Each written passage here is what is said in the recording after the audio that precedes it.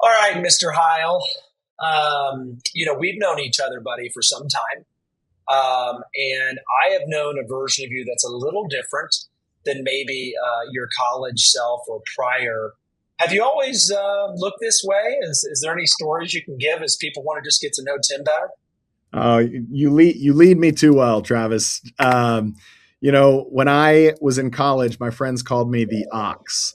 Okay. It was it was not as endearing as one might think.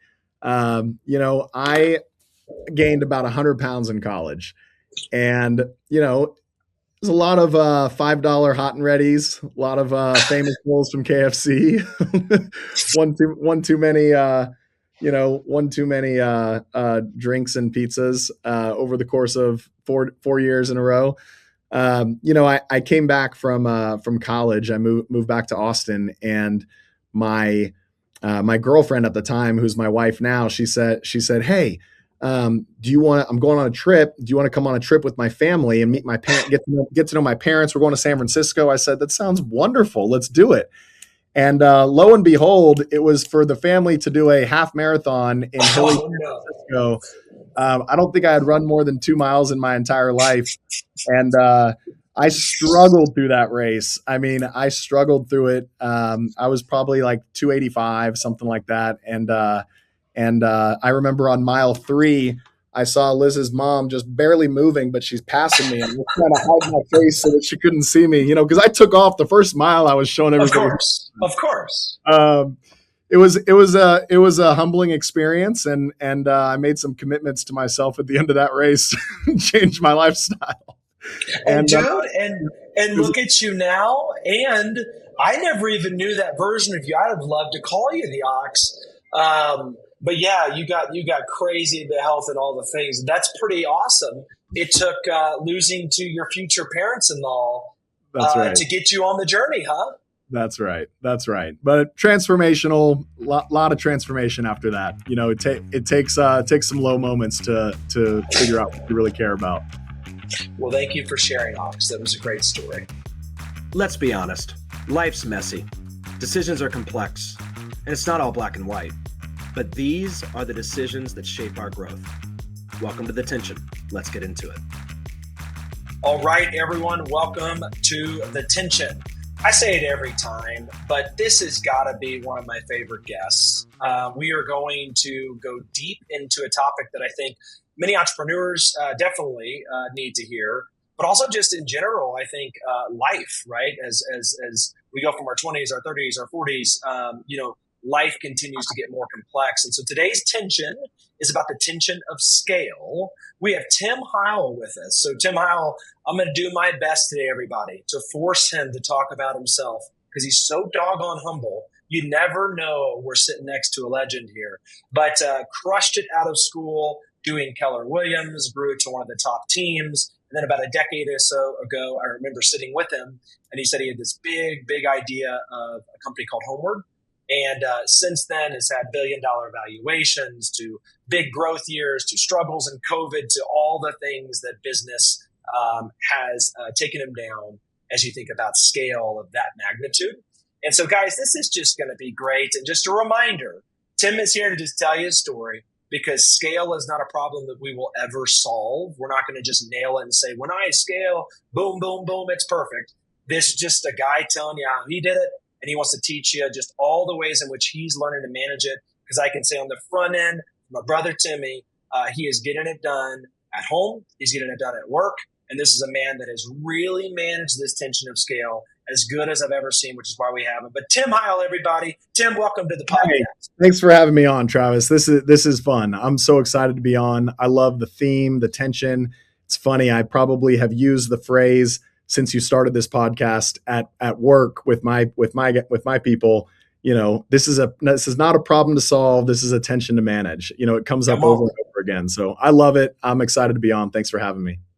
Heck yeah, man. Shout out to Andy Stanley. He created the quote that I feel like has inspired so many of us. And Tim and I actually, for about a decade, shared the same mentor. And every time you talk to this guy, he'd look at you and say, now, listen here, Tim or Travis, like, is this attention?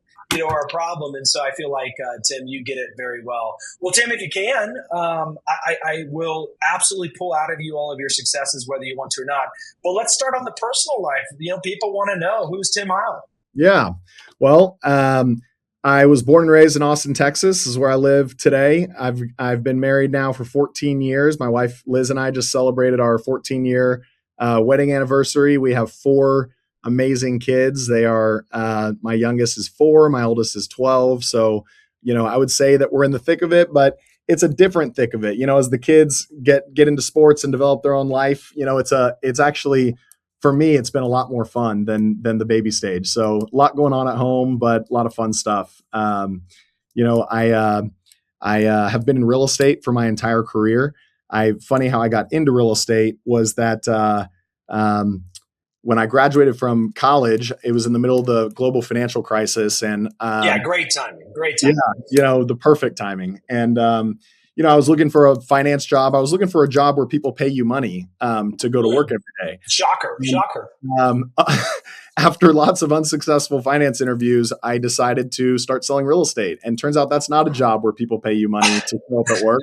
That's a job where you show up at work and no one tells you what to do or pays you any money. And you just have to sort of figure it out. And so, I fell into being a real estate agent, and, it turned out to be one of the most incredible things that happened to me, not getting a finance job, just because I learned very quickly that any services business, but especially real estate, and that's the one I know, it creates such a gateway to be able to become an entrepreneur. And when I got into that business, I realized that sales. What was cool about sales was that you sort of have this uncapped opportunity in front of you. And you also have this gateway to turn your sales job into a small business and turn your small business into kind of whatever you want. And that the idea of that, the vision of that just immediately clicked for me and became something I became very passionate about. Yeah. Well, I've gotten to see, I think you and I have known each other for about 14 years. And so it's been really fun to watch your journey. And just by the way, for the listener out there, just to know more about Tim, him and his wife, Liz, back to this it's all about the tension of scale. We're going to talk about it. But the problem with scale is it can take quite a toll on your personal life. I mean, I've seen that. And obviously, Tim, you've seen that. But the way that Liz and Tim, we go to the same church, like the way they have volunteered their time, their resources, their home, the generosity they've seen. I just think if you ever get a chance to ask them, like, what they do outside of just raising kids and friends, family, vacation, school, all the things, business, you'll be pretty shocked that they can fit it in.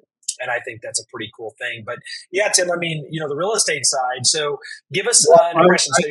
I just want to comment on that is, your partner in life, who you choose to go all in with, matters a lot. If it weren't for my wife's, leadership and conviction on the personal side, we would have had kids later. We would have not volunteered to the same, finding the right person that you're gonna commit to for the rest of your life is maybe one of the most important decisions of all time. And that has certainly allowed me to have a fulfilling life. Otherwise, I might be single and lonely and obsessed with my work, too obsessed with my work. No, dude, true that. A lot of people that are younger, maybe a lot of you out there haven't been married. My goodness, is that the truth? Especially, I would say, if you've got that entrepreneurial bug, I want to go grow and build. Golly, just make sure that you're married to someone that can keep that in check in the most positive way. Yeah. Or it can get, talking about scale, can just get overwhelming on one way, because as builders, that's what we do. And so that's awesome, dude. I've definitely seen it. So on the real estate side, like you get out of college, obviously you just told us kind of not exactly the best time to do it.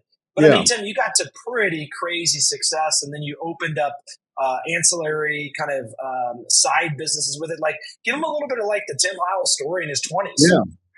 Man, so I was 21 years old. I showed up at the brokerage office. I had no idea what to do, and I was twiddling my thumbs for like 6 months because I had no direction.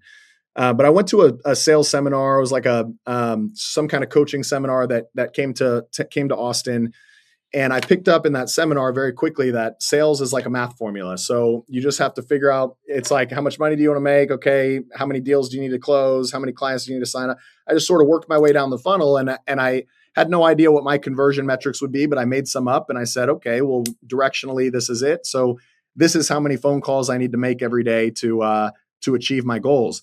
And once I was able to connect those dots, I became very obsessive about hitting these numbers that I had put in front of myself. And so for 3.5 years straight, I made 1,000 phone calls a day.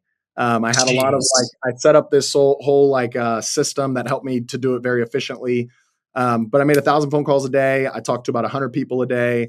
And my whole goal was generate 5 leads, set 1 appointment. And I was very consistent for 3.5 years. And by the time I was 24 years old, I was the number 1 selling real estate agent in the city of Austin. And I had done this by locking myself in a room for like 10 hours a day, making calls and going on appointments at night, and built this up. And it was, it was very much about like this idea that sales can be uncapped, and the harder you work, the more money you can make. And I leaned into that, and I sort of experienced that.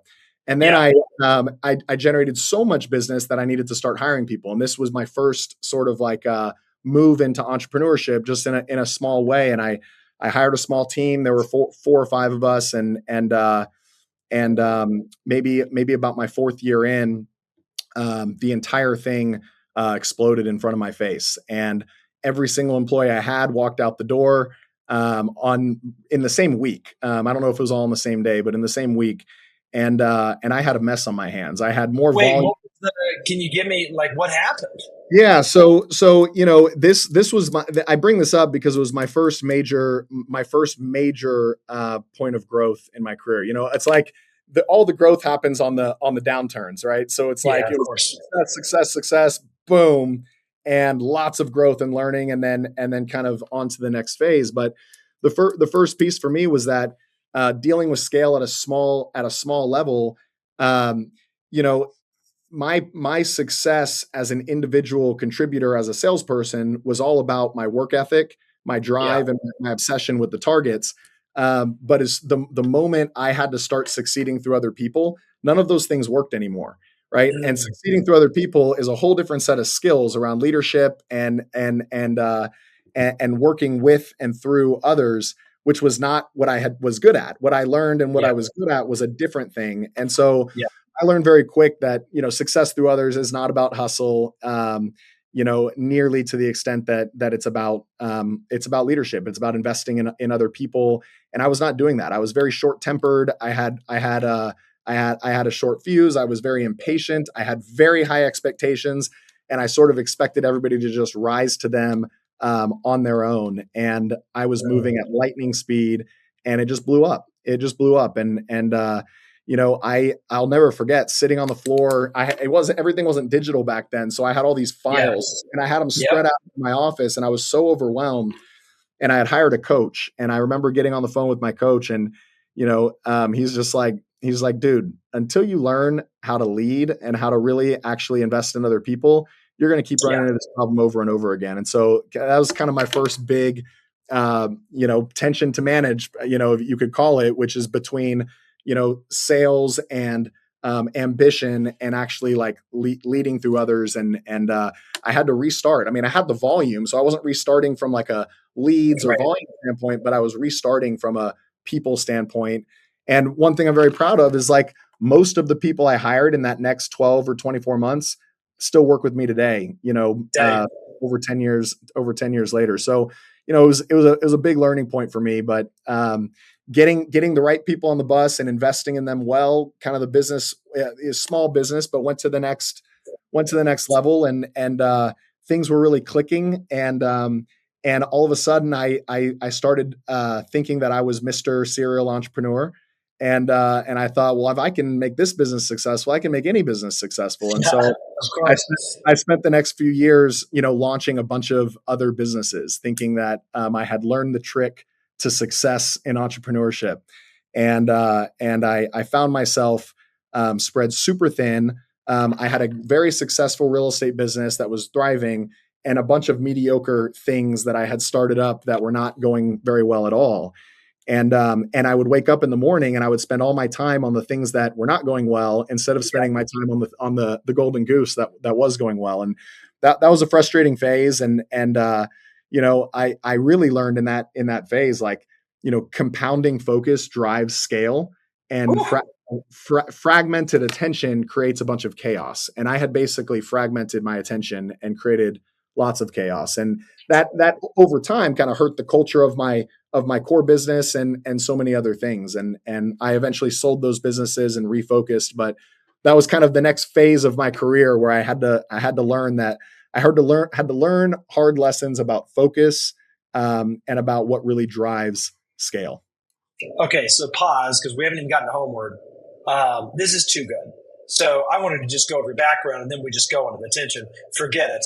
We're just going to talk through your story. This is way too good. So let's go back. Let me just make sure everyone heard what was said. 1,000 calls for multiple, 4 years. 3.5 years. And 100 would answer. So that means 900 times a day. What are you leaving? Like hey, it's Tim. Call me back, or no voicemail? I had a very, very simple click to call. It was a very efficient system. Happy to share it at another time, but it was very efficient. And when someone would answer, it would patch me in. But 9 out of 10 people would not answer because you're scrubbing do not call lists. You're only calling the people you can, it was definitely a grind. It was a grind, but over time, that grind worked. Well, I was going to say, like, I don't want to go past this, because if we're really going to talk about the tension of scale, this was the creation. This is the first foundational. They're going to hear all this amazing story with the rest of your story and what you've done. But I mean, without the grind, you didn't have that. So let's just talk for a second of, like, were you married at that point? So this is something I love to talk about, and this is really for young people, of which I am no longer. But there is a certain blessing you have in your early 20s. Come on, baby. Is that you have almost no responsibility. Maybe not everybody, but for me in my early 20s, my girlfriend, who's my wife now, she was going to graduate school in a different city. So I really had I had no kids. I had no wife. My girlfriend lives in a different city. So like Monday through Friday, I was in the office at like 5 or 5:30 in the morning, and I was coming home at like 9 o'clock at night. And I did that because I loved it. I did it because I was passionate about it. I was building something, and I did not have responsibilities at home. I could never do that today. I could never do it today.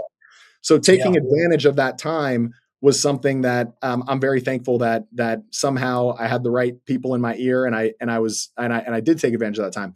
But I'll share a very fast thing, which is that my first year, I made 1,000 phone calls a day, and I generated 5 leads a day. And at the end of the year, I had over 1,000 leads in my pipeline. And these weren't just like leads. These were like, I talked to them, I validated their motivation. I knew they wanted qualified leads. Very qualified. They told me when to call them back, all these things. And I barely made any money that first year. I probably netted like $25,000. And I remember at the end of that year, a lot of people around me were like, when are you going to stop doing that? When are you going to stop making those calls? Like, people that were making way more money than I was, that were kind of doing the traditional real estate thing. Yeah. And I had this conviction. I was talking to these people every day. I had this conviction that I am building this lead pipeline is an asset that I am building, and it will pay off over time. And man, I got to tell you, year 2, I think I made $400,000, up from like 25 grand. Like, and then it went to $1 million, and then it went like the numbers for the business just went like this. But it took, if I would have given up after the year, or even after maybe like 18 months, because the results were mediocre, my entire career trajectory would be very different. And so just like, I think people in sales often give up way too soon. What you're building when you're building this lead pipeline is you're building a real asset that's not just for that year's income, it's for your entire career trajectory. Yeah. Well, this is why I want to talk about it, because it kind of goes into your, like, if lesson 1 of scale in business was how do you actually work through others and delegate, lesson 2 is how do you actually maximize your focus and prioritization. Like you kind of in this first year learn lesson 2 in that, right? Because you learn like compound, focus, right? Yeah. Well, it's funny because I had a coach. I've always been big on hiring a coach, and later in life, it's been surrounding myself with mentors and such. But early on, I always had a coach that I would meet with, and I remember him telling me. He said, "What made you successful in the first place?" And I was like, "An insane maniacal focus on one thing." And he's like, "Well, then what the hell are you doing now?" And it was just like a kick in the gut of like, okay, Yeah. I got to make some adjustments. Well, it's so good. I mean, I think like I'm glad we're not shying away, because I think that most people, when they hear we're going to talk about the tension, most people are like, gosh, I can't wait to hear like, so how do I manage this? And like, how do I get it done? Like, I love my people well that, maybe are my employees, and I love my family. And we're going to get to all that. Don't get me wrong. But one of the things I love about this podcast is we're interviewing wildly successful people that are telling us there are also some tension parts of this thing you may not like, which is a crazy grind. Yeah. Like, especially like, one of our favorite books as a company at Forward Financial is Defining Decade by Meg Jay. And she literally says, your 20s, right? I know the book well.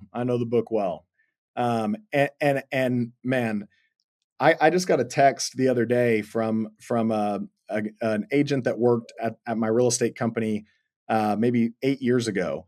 And he just said, "Thank you so much for sending me that book, The Defining Decade. It changed my life and the trajectory of my life." And with stories of that. But it was really cool. That book is especially if you're in your 20s or late teens, that book is like, or somebody you care about in their 20s or late teens. Yes. That's a book they got to read. Well, we can't wait. Dr. Meg Jay will be on here in a few episodes, and we can't wait to just have her unpack it all. So it's going to be a ton of fun. But Tim, like, okay, so it takes grind. So part of the tension is you're kind of overwhelmingly tilted on the business side, which is what actually creates the initial kind of flywheel or forward momentum, or call it packing the snowball so that you can finally roll downhill, whatever analogy we want to use. So you grind. Yep. And you learn that that's the tension right there. You can't necessarily solve it. So you just grind every day, maniacally focused, and expect that while it's going to mean saying no to some friends, going on trips and happy hours and all these things, you're building an asset. You're not going to listen to the big real estate people. Focus. Okay, great. So talk to me about this other one, because you know my story. When you get done with, call it phase 1 of successfully have now built as an individual salesperson that is unreal at their craft, both systematically and in their closing rates, I think there's a lot of people listening that maybe hope to get there. But then you probably weren't satisfied. You had more leads, but my guess is there was also kind of something groaning inside of you, like the desire of more. Maybe talk to us how you felt when you started hiring people. Yeah. Well, I just realized that like while sales feels like it's uncapped, at some point you find yourself working, I was working, all the hours that existed in the day.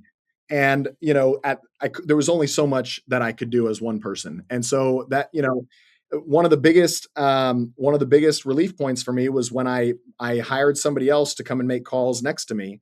And when that person was literally doing the same thing I was doing every day, I eventually got off the phones and I never went back on. And all of a sudden it was like, oh my gosh, I have 30 more hours a week or 40 more hours a week, and realize like, okay, with each thing, it's about getting it right, having a system that works, getting the right people in place, and kind of moving on to the next thing. And I learned honestly about myself, which I did not know, is that I am kind of an optimizer. Like I want to optimize, I want to get it right, but I get very bored kind of doing the same thing over and over again. I will do it for as long as it takes, but I ultimately want, to replicate it through someone else and kind of move to the next thing.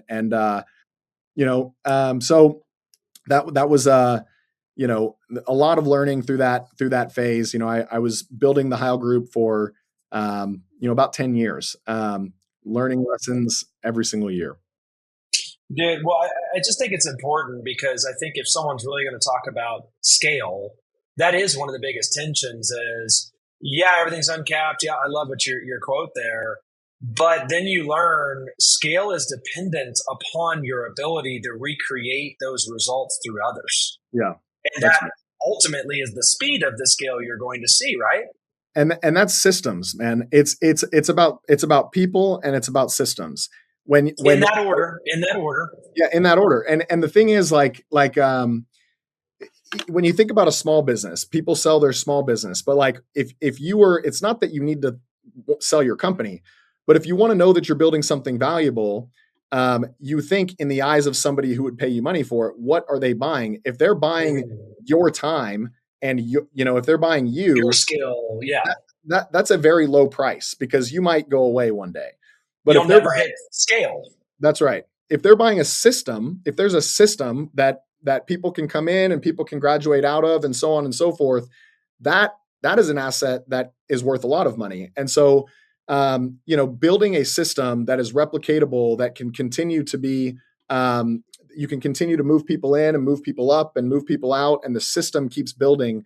That's what creates value. And I learned that early on, and became very, very obsessed around systems. Everything we did, I didn't want it to revolve around one person. I wanted it to revolve around a system. And that was a big focus of mine. I can over optimize what I learned about myself as well. And the Heyl Group got to this place where it was kicking butt. It was doing really, really well. And here I was meddling in it, trying to continue to tinker and tweak, and it started to become like over optimization, where it would just create distractions and things like that. And there became a point back in about 2017, 2018, where my main leader in the business, his name's Matt, he was like, "Hey, you got to stop messing with everything. Let us just go execute." And it was about that time where I elevated him to be the president of the org, and I stepped aside and said, you and I'll meet once a week, but you run it. Matt's very different than me. He's not the optimizer. He's the take the field guy. He wanted to take the field and drive the same thing over and over and over again. And honestly, if I'm honest with myself, like, that's when the business really took off, because we had spent 10 years building a foundation, and that foundation worked. And now what it required was not continued tinkering and optimization. It required disciplined execution over and over and over again, which was not at that point was not my forte, but it was Matt's. And so stepping out of the way actually allowed the thing to really take off and get to the next level, which was pretty cool to see. Well, and I think we won't have time today. Maybe we'll have you on again. I mean, I think the scale, to me, every time I talk to someone, we interview someone, whatever it may be, they always mention it could be a small group, it could be one person, of their right hands that really are the reasons why it got there. For you, it's Matt, my story with Hunter. And I don't think those people get enough credit. I think Rocket Fuel has done an okay job of visionary integrator, but I don't know that that's all the way it. And I think predictable success, the book, right, will tell us it gets to a certain space, you get to whitewater, you have to hire that person to get to predictable success, but then they can over optimize, get you on a treadmill. We hear all these things. Can you give us a quick blurb of the importance of a right hand or right hands, if you will, in this whole scale process? Yeah. Well, first of all, when I read Rocket Fuel for the first time, I was like, oh yeah, I'm both of these. I'm the visionary and the integrator. And every visionary says that at first. Right, exactly. And then you realize when that person finally shows up, you realize the difference. And if I were to go back and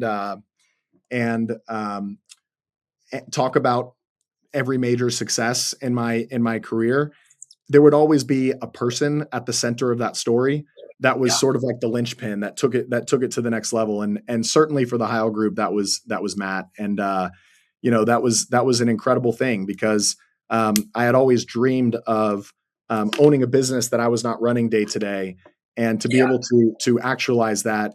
Had Matt not come along, that's the thing, is I used to, a mentor of mine, Gary Keller, who founded Keller Williams, and a very dear friend, people would ask him, they say, how many people do you need, to build? Keller Williams is 180,000 associates. And he said just 5. And he would always write up, he said the difference between, he would always say this, he'd say the difference between your business, how much revenue did you do, Tim? How much profit did you make last year? And I would tell him some dinky number, and he'd say, well, here's what I did. And I'd say, well, what's the difference? And he'd say, my 5 are better than your 5. And but what he's pointing at is he's pointing at, it does not take 180,000 people to build a massive company. It takes hiring the right 3 to 5 people and making them real partners in your business. And because then what they're going to do, it's the same story for them, by the way. They need that they're going to treat like partners, and so on. Yep. And you don't need 3 to 5 right away. It took me a decade to get the 1, but once I had 1, it was a lot easier to attract the second one, and so on and so forth. So good.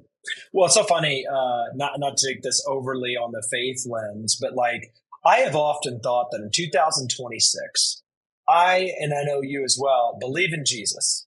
That's a great thing, cool thing. But I'm like, the tension of scale, 12 dudes, thousands of years later, and you and I are sitting on a Sunday singing about this guy, tension of scale. So as you think about it, I'm like, you get to this place where it's grow. I'm a revenue machine, man. I can get up to, 45 grand. A couple of years later, I'm making $1 million. Crazy thing. You and I have always aligned in just the crazy blessing it is to be mid-20s making 7 figures, and just like, it's just a weird kind of thing that's maybe worthy of its own podcast, of just like that feeling. But it's hard because you also haven't matured. And so you let it get to your head, like, well, I'm freaking great.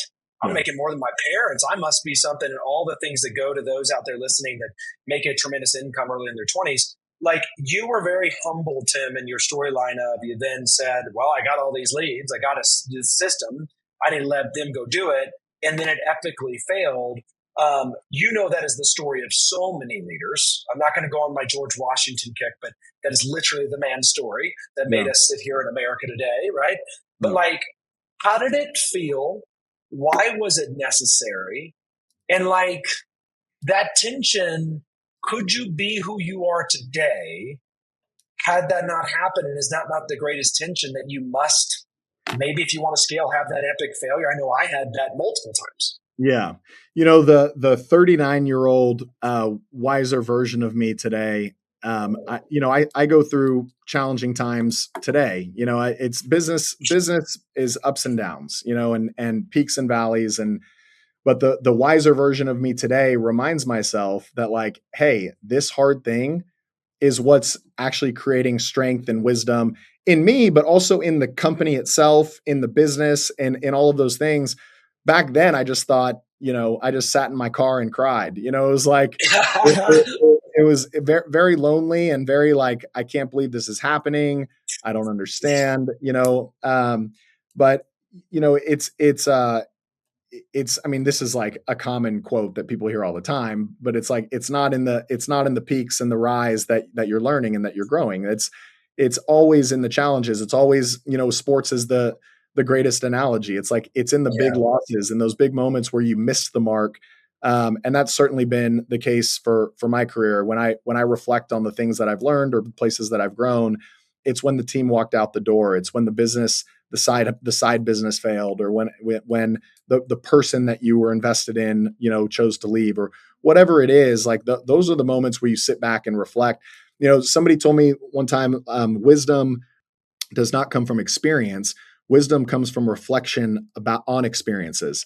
And that was like a big trigger point for me of like, if I'm not sitting down and like writing about my experiences, especially the challenging ones, I don't know that I'm processing it to actually get the wisdom out of the experience in the first place. And so that's been a big one for me.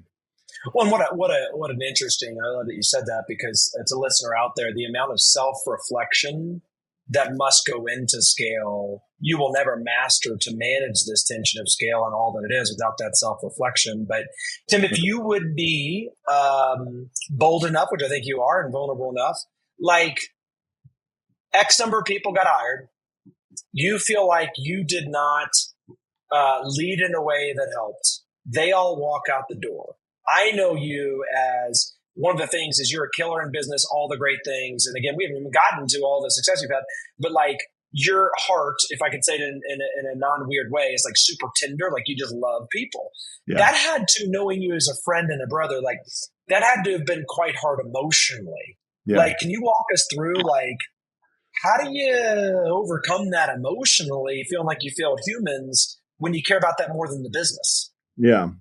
Well, the first thing is about repairing the relationships. So two of those people that walked out, unbeknownst to me, were had started dating while working at the company, and I found this out later after they both left. But it was the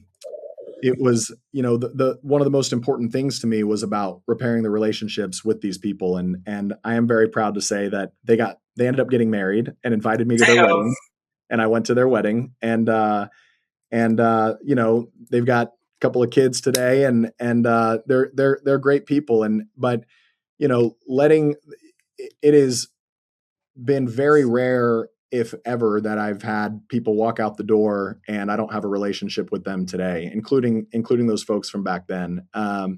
But it's unfortunate that I didn't build that relationship with them while they were working with me. But it was when something like that happens, when you're human and you care, it wasn't showing up, because what was showing up was my ambition and my drive and my lack of patience and all of those things. But the care factor, like what you just said, the care factor was there. I wasn't prioritizing it. I was young, and I was, but yeah, I mean, I spent many hours and long conversations with those folks on the other side, and repaired those relationships and kept those relationships long term. And honestly, I'm very proud of that, and I'm very, I've got people that worked for me or worked in my businesses 10 years ago, 15 years ago. They've gone off and started their own businesses. They've gone off and started competing real estate teams. Some of them still work with me today, but so many of them, still in relationship with, and that it's a lesson to learn when you're young and just prioritizing some of the wrong things. Well, and I've always admired you, because I've seen you do that even with your business today, Homeward. That's not just talk. Like, I think you've really done that. My story to know, like, everything that occurred for me in 2019 of just kind of this epic breakaway from this big company, and just so many misunderstandings and rumor mills and all those things, and couldn't really defend myself. Man, I think one of the things as I go back, as I hear your story, and maybe this is just good for listeners, like, you may not have the track record that Tim has. I know for me, I'd give myself like a solid C+. Like the ones that I really cared about, and like really knew, I just said, forget it. I'm going to talk to them, and we're going to repair this thing, whatever. But I think about all the others that I really wish I'd done a better job with. And, just to take it from Tim, like if you've got a big heart and you love people, those things stay with you for years until you do that. And so my encouragement is, whether it's writing notes to them, if it's not appropriate to talk to them anymore or whatever, do it, because it took me some years to do that with everybody that I felt I needed to. And it's crazy, the restoration and your own belief in your entrepreneurship. But also, just like, I think for us, we're reporting to maybe a higher power of how we operate. And so we want to make sure that we're living with the highest integrity, regardless of misunderstandings and he said, she said, or, whatever it is, because, it takes two to tango. There's always issues there. Well, and just to piggyback on that a little bit, just thinking about the tension of scale, I'm building a family at home. There's 6 of us plus a dog, which is, whole nother 7. And I'm building a business, and there's 300 of us. And, I am devoting everything I've got with my family and with my business. And so I've got people that do leave, they do move on. And it's really challenging because, I tell them, I say, if you're not like sort of revolving around my family life, if we're not going to church together, or we're not, doing kids sports together or whatever, and you're not revolving around my work life, it's hard to keep up. Very hard. It's so hard.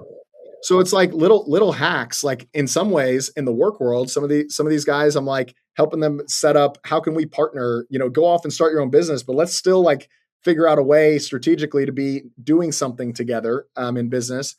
Or others, like it doesn't make any sense at all. And we've got to text group where we hold each other accountable for working out. We rarely see each other, but we're texting every single day, every single morning. And so there's like these little hacks of how do you keep relationships going when your world is building and your world is growing, because it's not like you can just, go out and play golf with all your friends that you've accumulated over your life. And so, how do the little systems to be able to continue these relationships have been really helpful for me over time. Goal. Such good stuff. Okay. So, the tension of scale, we go and we try to adopt the framework that we think frees people to have the right perspective, which is, when you see it, have you actually gotten to the place where you accept that you can't solve this? And then how are you practically managing it, right? So it's been fun to hear you, because I think you saw it when you hit a ton of scale and you're like, I've got all these leads. So that was like a dramatically amazing moment that then made you say, well, shoot, I can't solve this on my own. I must go try to get this done. Then on the other end, right, like you figure out that like I didn't hire all these people and then they all left, a dramatic low. Yeah. And I think what we have found is people often don't notice and aren't able to even do step one of seeing the tension without the highest of high and lowest of low. They almost force us to then go into the, am I going to really accept that this is the way it is and I have to manage it? And so I think you've clearly done that, but I want to get to today. So you then learn, like you said, you learn how to hire. You get your Heyl Group and Keller Williams up to one of the top in the nation, all the great things or whatever. A decade or so ago, you got this big idea about Homeward. And so if you could just tell everyone, like, what was that idea? And then if you can, just spend a few minutes saying, like, what happened? Because just so the listener knows, within like a 4 or 5 year period, you went from inside of this big company, great real estate agent, learn how to kind of scale that, to $1 billion valuation in our world, which is called a unicorn. You're one of 20 maybe companies in our city that have ever gotten the unicorn status. Guys, that's a crazy scale in 5 years. So help the listener to even know, and please don't be humble. We need to hear it. What happened, Tim? How'd you do it? Well, I was turning 30 and I was doing a lot of reflection on my life, on my past 10 years and my next 10 years. And one of the things that really came out was that I want to build something. I read this book called Matter. And the question of the book was like, if your company went away, in 10 years from now, or even 1 year from now, would anybody care? Does it matter? And by the way, like every company of any kind can really matter, but I was very focused on, man, I want to solve a problem in our industry, that really takes things to the next level, that transforms the way people buy and sell homes, that transforms the way real estate agents get connected with customers. And I wanted to do it in a way that could scale the Heyl Group, because in my mind, I'm thinking national expansion and all of these things. And I read a book called The Innovator's Dilemma. And Travis, we've talked about this book before. Oh yeah. The book basically says, like, the thing that makes your business successful today is the thing that makes it that is going to destroy it in the long term, in the future. And the thing that they call it exploration versus exploitation. And they say a thriving business needs to exploit its core competencies to the best of its abilities, but to plan for the future, you need to explore new horizons. But all of that exploration will kind of screw up all the things that makes your business good today, and vice versa. And so I decided that rather than trying to muck up this good thing that we had built, I wanted to start something with no strings attached, that would be complementary, but no strings attached, so that I could have freedom to explore without messing anything up here. But go see if there's a new path here. And in my end, in home buying and home selling, it's a very complicated process. A lot of strings attached, a lot of financing and title and escrow and insurance and inspections and remodels and all kinds of stuff going on.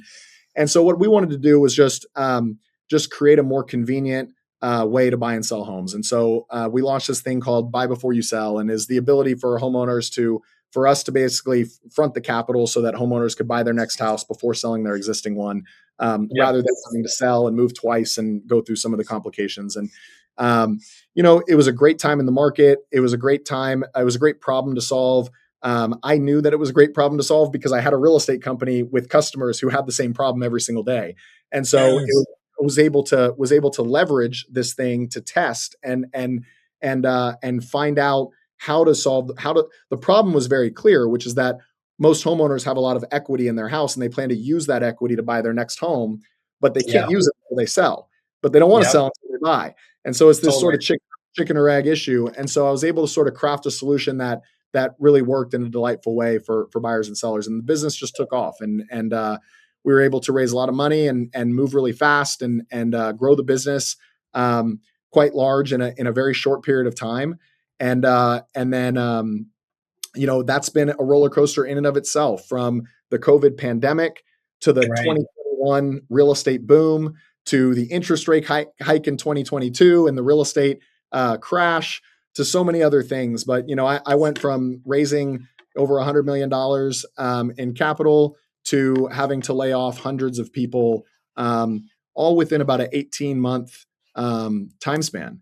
And, that was, I don't know that we have time to go into all of it, but that was one of the most challenging moments of my career, because imagine standing on stage in front of your 500 employees and telling them, we just had the best month we've ever had. We just had the best quarter we've ever had.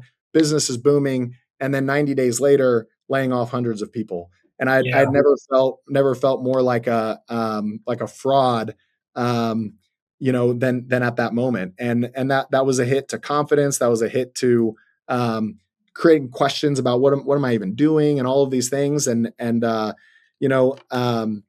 It's in those moments again where you learn, where you grow, where you get stronger. But you were with me through all of those moments, really, so many lessons learned during that time. And this was operating in a world where instead of having the 10 or 20 people around me and we're all sitting in a room right next to each other, I had hundreds of people and we're all remote, and so we're communicating over Zoom. And so you can imagine, you don't have the same level of trust with your 500 person team, many of which you've not developed relationships with or seen in person, and your 20 person team of which you're in the same room every day together, kind of building the thing. And totally. So that's another challenge with scale, is you go from a family to, the sports team, to the city, to the state, and every level of that scale, just like going from an individual contributor salesperson to a manager or a leader, is a totally different skill set. Running a family business versus running a national business. You think about running Apple or running the government. You can't apply the same skill set from one to the other. And so each stage of growth, you realize you have to reinvent yourself. That's been a number of lessons in and of itself. Well, shout out to Mark McLean, mentor friend of both of ours. He's told me two things on this, Tim, that are so good that helped me manage the tension to scale a lot. The first is, he was the first to tell me, stop calling them family and call them teammates. Yeah. And I'm like, no way. They are family to me. We've been through whatever. He said, do you know how hurtful that is to them? When's the last time you fired your family member? Yeah. And I was like, shoot, when's the last time that someone underperformed, right, in your family, and you could be like, hey, it doesn't fit anymore? He's like, that's a team. He's like, it's still good, but I remember how hard it was for me, Tim. I know how relationally driven you are too. We actually kind of like the people side, maybe more than the strategy. And I think that's dangerous for us as visionary founders, because then we get real hurt when we go from family to team, because we're like, but this is part of why I did it. I love you all. And I remember him telling me that, and it was so good. And I think the second thing that's been so interesting is, as this thing scales, right? And you've experienced much more than me, so please, correct me of this. Just the understanding that you have to give yourself some level of credit, because you may be sitting in the first time you've ever done something before. And therefore, this whole I should be better. Why am I failing at this? Mark's always like, so let me get this straight. If you ever had this many people, this much revenue before, I'm like, no, it's first time. He's like, seems like you're doing okay to me, but you're not a sales guy back in the day. You're not a manager of 20. Almost part of the tension of scale, like you said, is keeping that positivity. How do you manage this tension? Oh my gosh. What's some tricks? What's some tricks to keep your confidence high, your focus right? Yeah. Well, I'll tell you, one of them is just a you can call it spiritual, you can call it faith driven, but one of them is just remembering. There's a couple things. A friend of mine, totally unrelated to faith, a friend of mine used to always tell me, he goes, "It's just real estate. This is just real estate, dude. That's Nobody good, cares. Dude. Nobody cares." And it was sort of like you think this is such a big deal, but nobody cares. Like, just relax, But the other thing is like, Tim, I have to say on that, I'm sorry. My dad, when I used to cry when people would decline me early in my career, I'd call him because I'd be so sad I wouldn't want to make another call. And he'd literally pick up and he'd be like, "You calling because it's a bad day?" I said, "Yeah." He goes, "At least you're not going to war." Yeah. And I was always like, "Oh, that's true. That's a good manage the tension." Yeah. It's what is that phrase? Nothing's ever as good or bad as you think it is in the moment. Right. And so, but so all those things are good, but also just remembering that, I've got a group of guys I meet with from my church, and they are constant encouragement in these times of dude, your identity is not in your success at work or your failure at work or any of those things. And just having those reminders and those people around you is big. Journaling and reflecting, I talked about earlier, but that is a habit that it doesn't just come naturally to everybody. Sometimes for people, it's like a discipline that turns into a habit. But that's helps you to put things into perspective and sort of re-anchor, and just having friends that are able to lift you up, when things are hard, because they are hard. I don't know that I could look back at any of the years of my career and say that they were easy, or even when I was in them, if I could say that they were fun, when I look back, I'm like, "Oh, that was fun," or this phase was fun. But when you're in it, you got problems every day. And that's I think one of the biggest tensions that I deal with today is the bigger the company becomes, the more you naturally are served up with problems to solve. And for me, I'm not like the corporate CEO guy. I was the entrepreneur. I was the opportunity guy. I was the let's go find a new horizon and be creative. But then as things build and grow, problems get served up. And how do you balance leaning into solving problems versus, chartering new territory and all of that. And honestly, I would say it comes back to an old trick that Gary Keller taught me when I was 21 years old through some podcast I watched of him, which was about time blocking. It's if you don't time block deep work for yourself every single day at the start of the day to drive on your priorities, and you allow yourself to get attacked by everybody else's priorities at the start of the day, you're never going to make that up later in the day. And so being able to create this time block, that's something that I've been fairly consistent about most of my career is hey, the mornings are not for everybody else. The mornings are for me. And so, it's about, Gary Keller used to say by 11 a.m., I finished my job and I could basically go home and I just help people with their stuff for the rest of the day, but I finished what I needed to do. And there's nothing worse than getting to 5 or 6 o'clock and realizing you still haven't gotten to the most important thing you needed to do. So that's just an old trick of time blocking has been, any stage of your career is critical. Well, you know what I love, what you just gave the listeners is you had said early on in this podcast that you felt like it was people and systems. And I made that comment hey, in that order. And it's okay, yeah, heck yeah. You know what's funny? You have literally said effectively, if you want to manage scale, whether it's church group people that are reminding you of truth, the person that calls you and says it's just real estate, friends to pick you up, right? Whatever it may be, a rock at home to keep you still balanced and all the other things you want to get done. People. Yeah. And then systems, whether it's time block or some of these hacks that you've given us today, all of those I would actually put in the systems category. So I think it's kind of fun for the listener to know, we don't want you to just listen to hear that Tim's a baller and he's amazing and he was vulnerable and shared things. That's awesome. But it's people and systems, and everyone needs to go through their own. Who are your people? Who are your systems personally and professionally? Because my gosh, when you start hitting certain levels of scale, I know I've experienced it, you get torn apart because you don't know who you are anymore. People bring you back.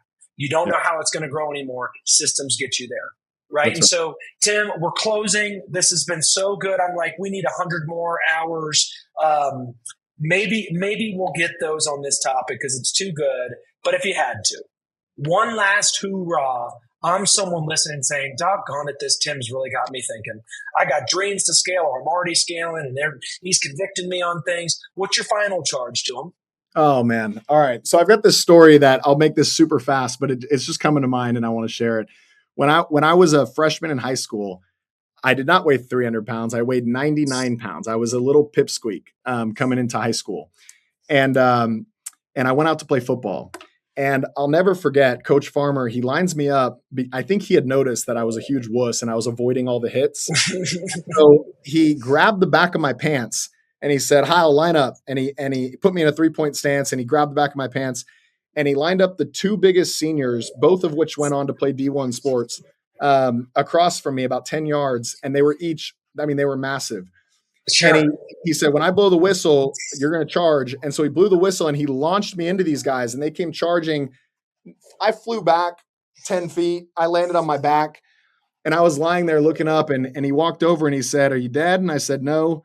And he said, are you hurt? And I said, I don't think so. And he said, good. He said, it'll never be worse than that. So quit being fearful and lean in and go. And, I think just the reason why that story is coming to my mind is because I've been through a lot of ups and downs and I've been through what felt in the moment like, just like everything was breaking, everything was broken and it's all ending. And the reality is like, I'm still here and I'm still building things and life is good. And I would just say like, nothing's ever as good or bad as you feel it is in the moment. Like even the worst downs are not really that bad in the grand scheme of things. And so just don't be fearful and just continue pushing through. Have big goals, have big visions, and don't be fearful and just keep going. And just know that things take time. You got to be patient too. Things take time to unfold. So anyway, that story came to mind. I wanted to share it. So. Well, Ox, if I may, that was unbelievable. Listeners out there, what are the two biggest, nastiest, hardest, most scary things? Go get knocked down by them today. Yeah. Because maybe you'll get asked by someone that loves you, how you doing? It won't get worse. And ladies and gentlemen, based on what I've heard from Tim, one of the most successful entrepreneurs I know, that's how you get to scale. Tim, thanks for being on the podcast, buddy. Thanks for having me, Travis. This was great.